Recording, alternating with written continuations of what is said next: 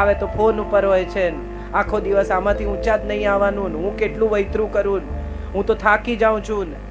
તમે વિચારી જુઓ કે જેટલી સ્ત્રીઓ 50 વર્ષની ઉંમરે ફરિયાદ કરે છે, બધી કરે છે, મેં તો વૈતરું કર્યું, મેં તો તમારું આમ કર્યું, મેં તો તમારું તેમ કર્યું, હું તો થાકી ગઈ ને, હવે મારા પગ દુખે છે ને, હવે મને આમ થાય છે.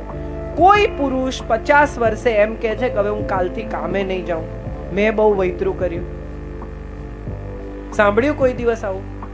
કે કોઈ પુરુષ એમ કે હવે કાલથી હું નહીં કમાઉં, મેં 50 વર્ષ બહુ કામ કર્યું, હવે બીજા લોકો કરે.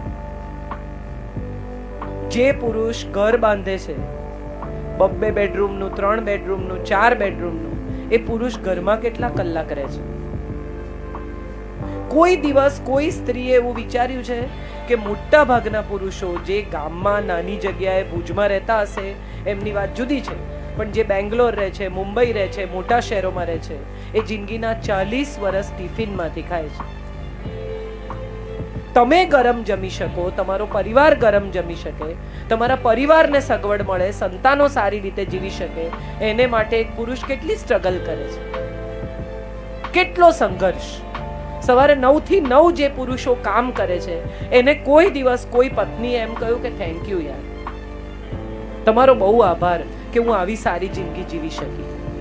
આ દાગીના, આ સાડીઓ, આ ઘર, આ સલામતી, આ પ્રેમ, આ સન્માન, આ સંતાનો, બધા માટે તમારો આભાર.